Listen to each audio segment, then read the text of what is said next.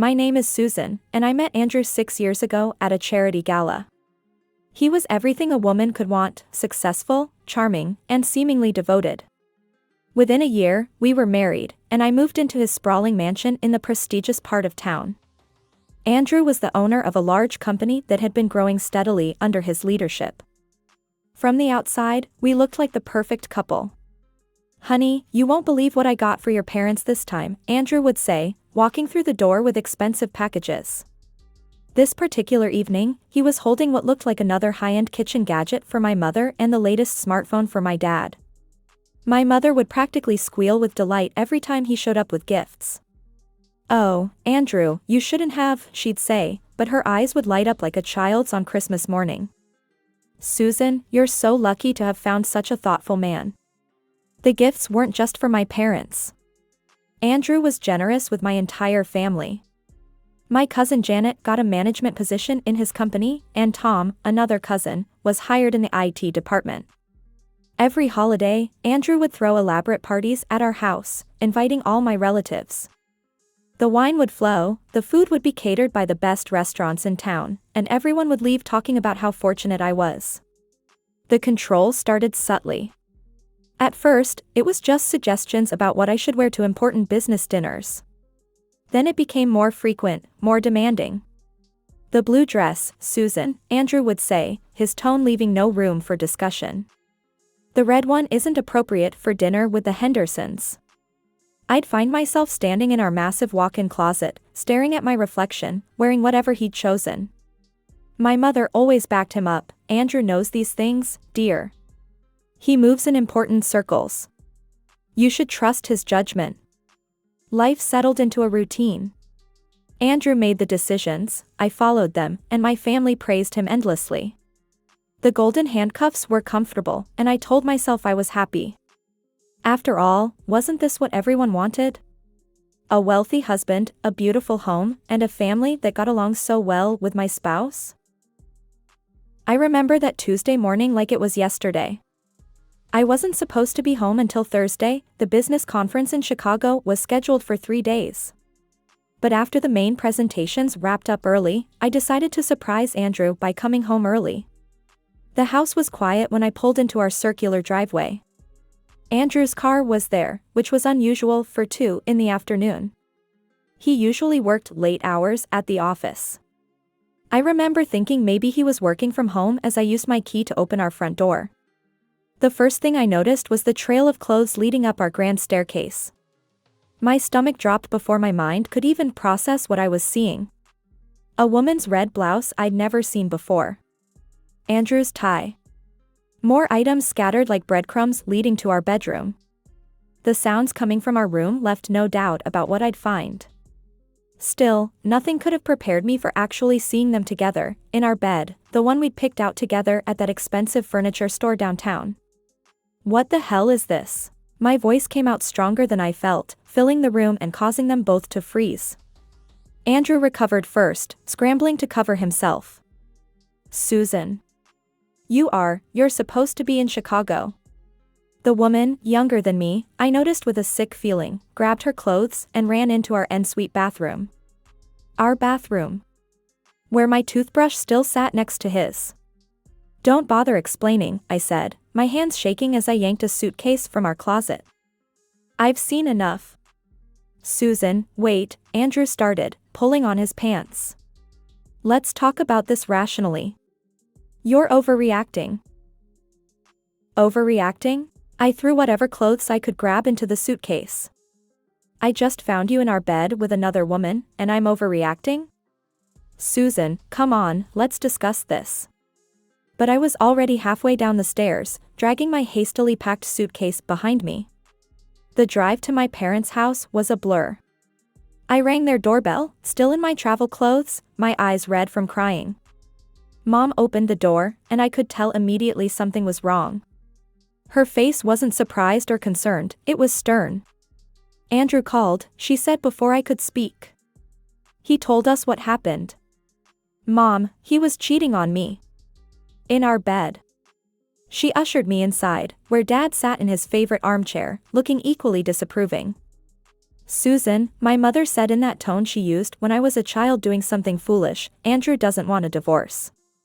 He asked us to tell you to come home and stop this nonsense. I couldn't believe what I was hearing. Are you serious? I'm your daughter. He cheated on me. These things happen in marriages, Dad chimed in. You're being melodramatic. Melodramatic? I felt like I was in some bizarre alternate reality.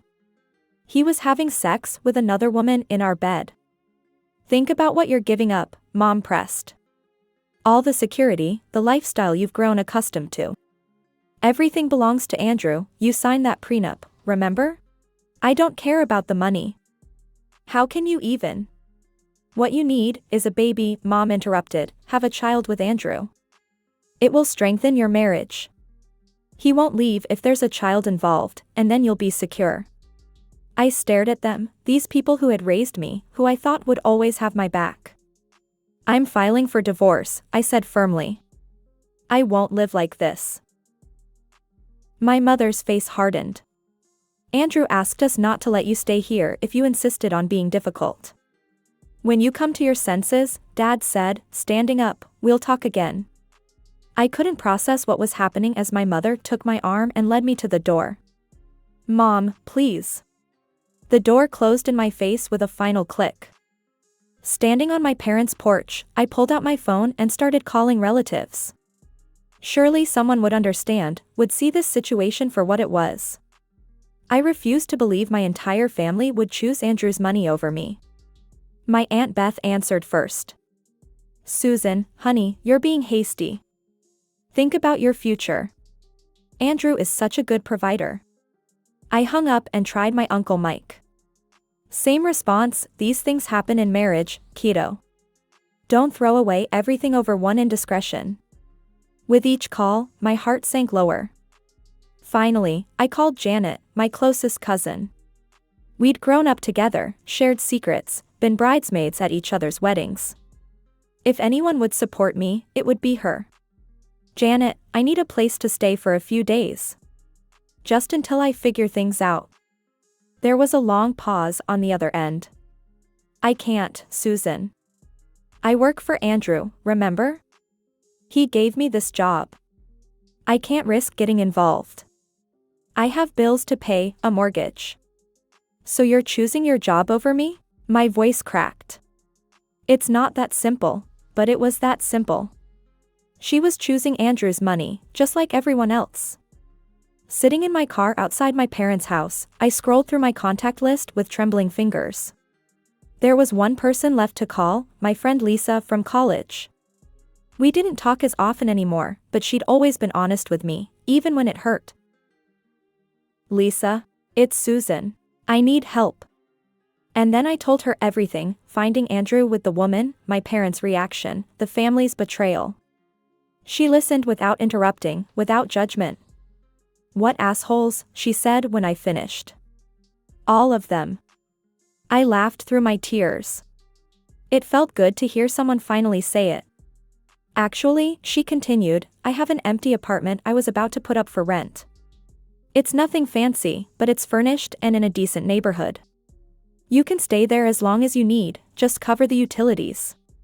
The apartment was small, especially compared to the mansion I'd shared with Andrew, but it was clean and quiet. Most importantly, it was mine, a space where I could think clearly, away from Andrew's influence and my family's pressure. The divorce proceedings were ugly. Andrew fought every step of the way, using his money and connections to drag things out. My parents kept calling, telling me to stop this foolishness and go back to him. Thanks to the prenup I'd signed, the one my parents had assured me was just a formality, I walked away with nothing but my personal belongings and the money I'd saved from my own job. No alimony, no property, nothing from the life we'd built together. I deleted the contact information for my parents and relatives from my phone. They'd made their choice, and now I was making mine. It was time to start over, on my own terms. 6 months after my divorce, Lisa convinced me to try online dating.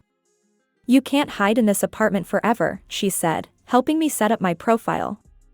I was skeptical at first. After Andrew, the last thing I wanted was another relationship. But then I met Peter. We started chatting on the dating site, and unlike the other men who seemed obsessed with showing off their wealth or status, Peter just seemed real. He told dad jokes that were so bad they were actually funny, and he got excited talking about his work as a car mechanic. After 2 weeks of messaging, we agreed to meet at a small coffee shop near my apartment. I remember being nervous, smoothing down my simple sundress as I waited. When he walked in wearing jeans and a slightly wrinkled t-shirt, his hands showing traces of motor oil he couldn't quite scrub off, I felt immediately at ease. Over coffee, Peter told me about his passion for restoring old cars. His eyes lit up when he talked about finding forgotten classics in junkyards and bringing them back to life. Most people think I'm crazy, he admitted, spending weekends in my garage instead of doing whatever successful people are supposed to do. And what are successful people supposed to do? He shrugged. Buy expensive cars instead of fixing up old ones? I wouldn't know, I just like what I like. After that first meeting, we started seeing each other regularly. We'd take walks in the park, have dinner at small family-owned restaurants, or sometimes just sit in his garage while he worked on his latest project. I found myself loving the simplicity of it all. Sometimes I'd catch myself thinking about what my parents would say if they knew I was dating a mechanic. They'd probably have a heart attack. Their daughter, who used to be married to successful businessman Andrew, now dating a man who worked with his hands for a living. The thought actually made me smile. But karma has a way of making things interesting. One Saturday, Peter picked me up in his latest project car, a rusty 1967 Mustang he was in the middle of restoring. We were heading to the mall to grab lunch and maybe do some window shopping. As we got out of the car in the parking lot, I heard a familiar gasp.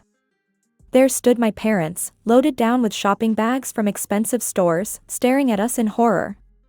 "Susan?" My mother's voice could have cut glass. "Is this what you've come to? Running around with some mechanic in a rusty old car? You left Andrew for this?" People were starting to stare, but my mother didn't seem to care. "Look at you," she hissed. "You used to be somebody. Now you're dating a bum who can't even afford decent clothes or a proper car. Is this really what you want?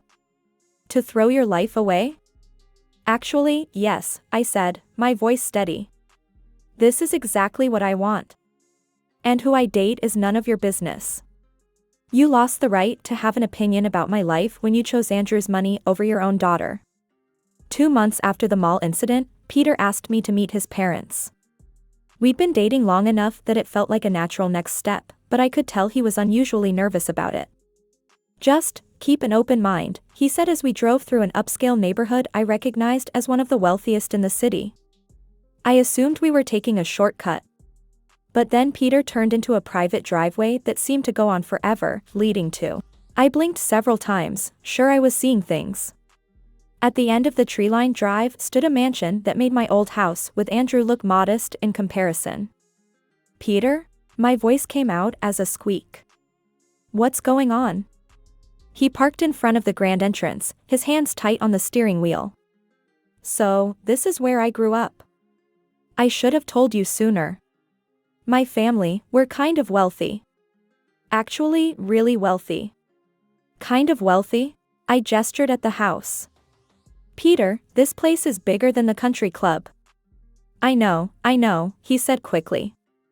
"And I wanted to tell you, but after we met and you told me about Andrew and your family. I wanted to make sure you liked me for me, not for any of this." "So all this time. Everything else is real," he assured me. "The mechanic work, the car restoration, that's my real job. Well, hobby technically, but I make decent money from it. I really do love working with my hands and fixing up old cars. I have a whole collection in the garage around back. I just also happen to have a trust fund I never touch." I should have been angry. Part of me wanted to be angry. But looking at his nervous face, I started laughing instead. "Oh my God," I gasped between giggles, "my parents, they called you a bum. They said I was crazy for dating a poor mechanic." Peter started chuckling too. "Yeah, that day at the mall was interesting." I wanted to say something, but I figured it wasn't the right time. They're going to have a stroke when they find out. I wiped tears of laughter from my eyes. They literally threw me away for divorcing a rich, and then they yelled at me for dating poor, and all this time.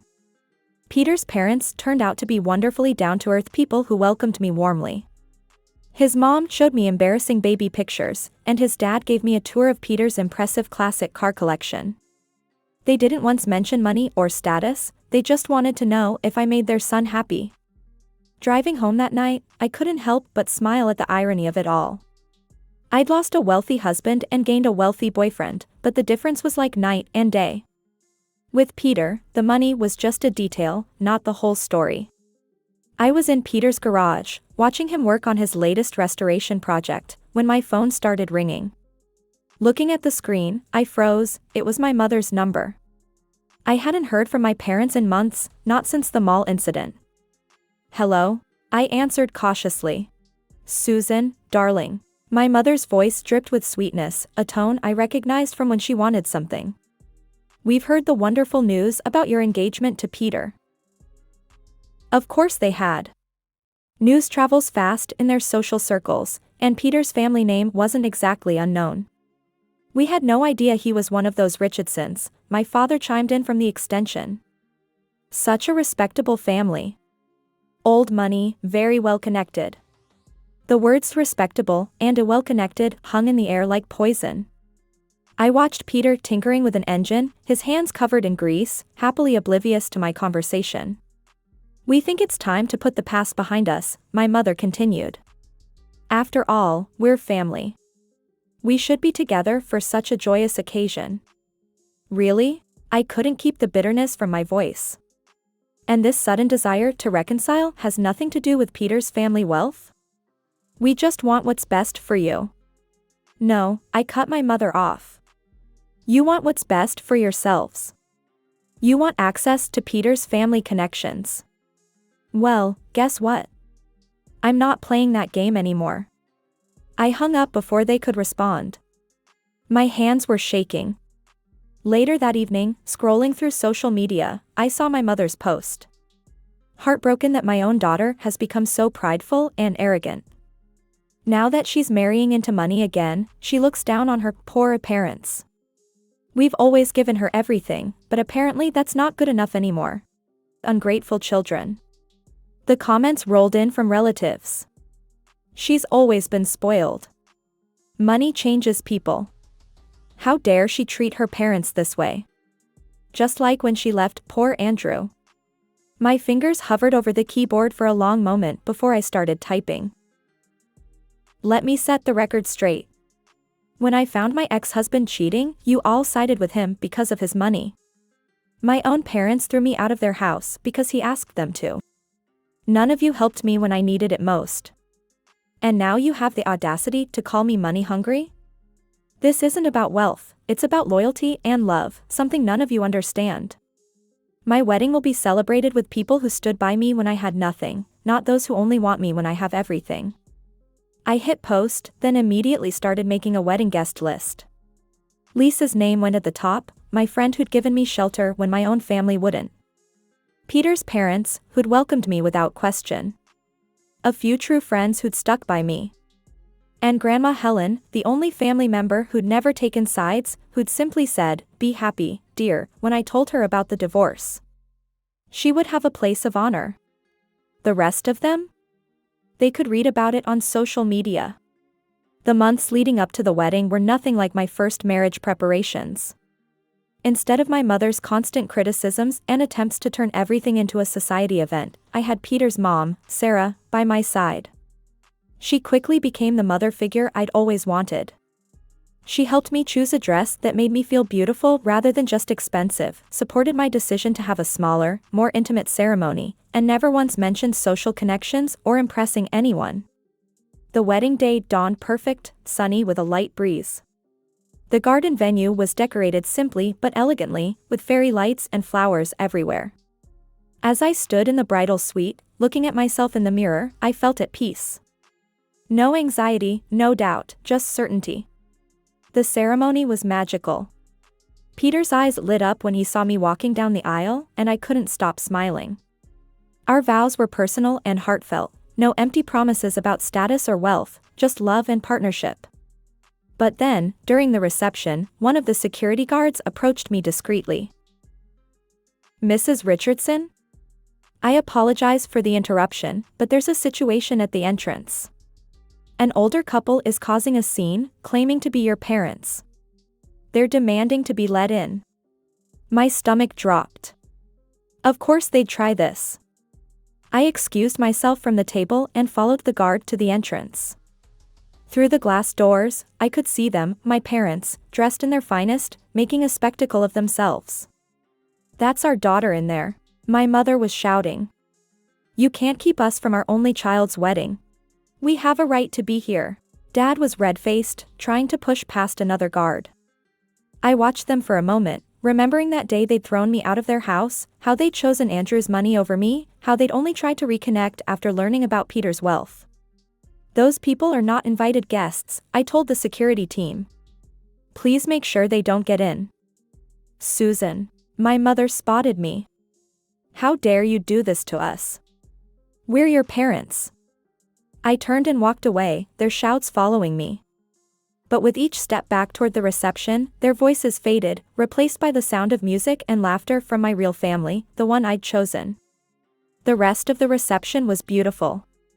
Peter and I danced, laughed with our friends, and celebrated with people who truly cared about us. If my parents continued their scene outside, I didn't hear it. I refused to let them steal another moment of my happiness. A week after we returned from our honeymoon, my grandmother called. "Susan, dear," she began gently. "I know you're happy, and you have every right to be. But I'm worried about this situation with your parents." "Grandma, just hear me out. Yes, they made terrible mistakes. They let money and status cloud their judgment. But they're still your parents, and life is too short for such bitter divisions.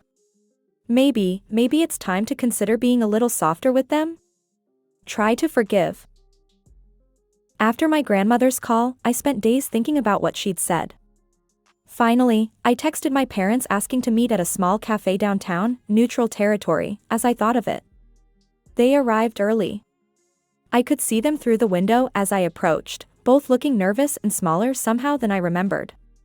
The confident, judgmental people who'd thrown me out of their house seemed diminished. "Thank you for meeting us," Mom said as I sat down. Her hands trembled slightly as she held her coffee cup. "I'm only here because Grandma Helen asked me to be," I said, keeping my voice level.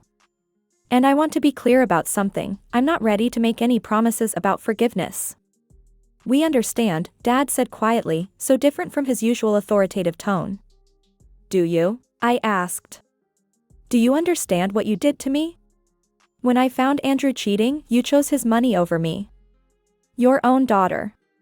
You threw me out of your house because he asked you to. And then, when you thought Peter was poor, you humiliated him in public. We were wrong," Mom's voice cracked. "So terribly wrong." "Yes, you were. And now that you know about Peter's family money, you suddenly want to reconcile? How am I supposed to trust that?" They exchanged glances before my father spoke. "We don't expect you to trust us right away. We know we have to earn that back." I took a deep breath. "I'm willing to meet occasionally, like this. On neutral ground. But that's all I can offer right now. I need time." "Whatever you're willing to give us," Dad said. "We'll wait as long as it takes." That was 3 months ago.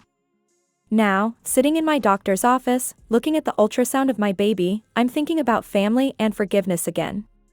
Peter squeezes my hand as we hear the heartbeat for the first time. But we have time.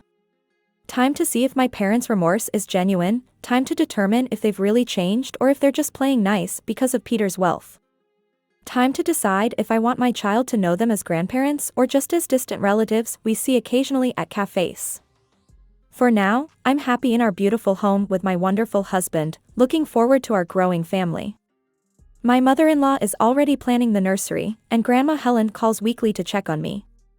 I have love, support, and true family surrounding me, not the kind that's bought with money or status, but the kind that's earned through loyalty and care.